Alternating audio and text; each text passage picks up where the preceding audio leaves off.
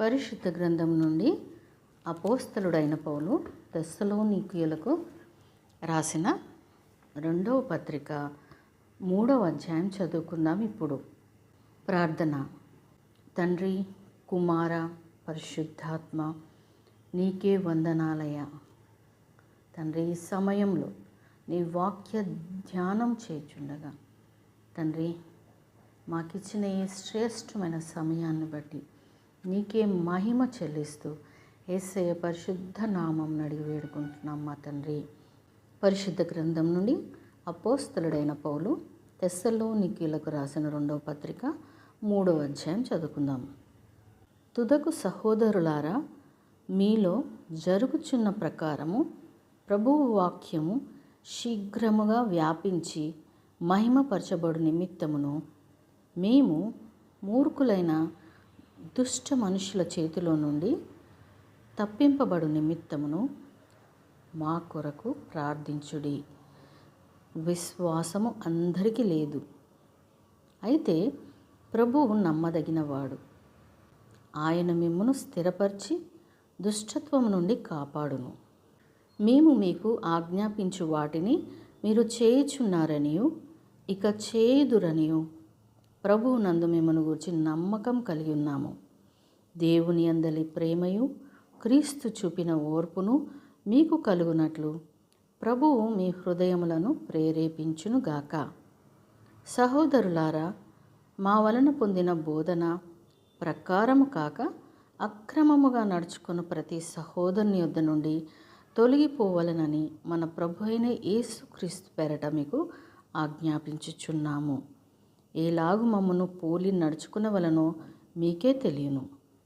మేము మీ మధ్యను అక్రమముగా నడుచుకునలేదు, ఎవని వద్ద నుండి ఉచితముగా ఆహారం పుచ్చుకొనలేదు. మేము మీలో ఎవనికిని భారముగా ఉండకూడదని ప్రయాసముతోనూ కష్టముతోనూ రాత్రింబగలు పనిచేయచు జీవనం చేస్తుంది. మీరు మమ్మును పోలి నడుచుకొనవలనని మమ్మను మేము మాదిరిగా కనపరుచుకొనుటకే ఈలాగు చేసితిమి గాని మాకు అధికారం లేదని చేయలేదు.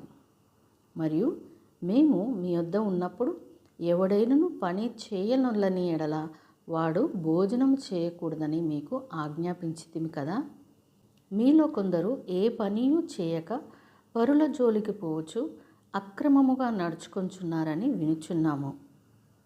అట్టివారు నెమ్మదిగా పనిచేయచ్చు సొంతముగా సంపాదించుకొనిన ఆహారము భుజింపవలనని మన ప్రభు అయిన యేసుక్రీస్తు పేరట వారిని ఆజ్ఞపూర్వకంగా హెచ్చరించుచున్నాము. సహోదరులారా, మీరైతే మేలు చేయుటలా విసుకవద్దు.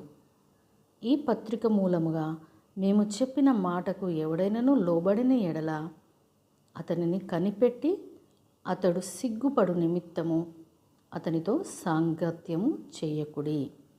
అయినను అతన్ని శత్రువుగా భావింపగా సహోదరునిగా భావించి బుద్ధి చెప్పుడి. సమాధానకర్తయ్యకు ప్రభువు తానే ఎల్లప్పుడూ ప్రతి విధము చేత మీకు సమాధానం అనుగ్రహించునుగాక. ప్రభువు మీకందరికీ తోడైండునుగాక. పౌలను నేను నా చేవ్రాతతో వందనమని వ్రాయుచున్నాను. ప్రతి పత్రిక యందును అదే గుర్తు. నేను వ్రాయుట ఇలాగే. మన ప్రభు అయిన యేసుక్రీస్తు కృప మీకందరికీ తోడైండును గాక.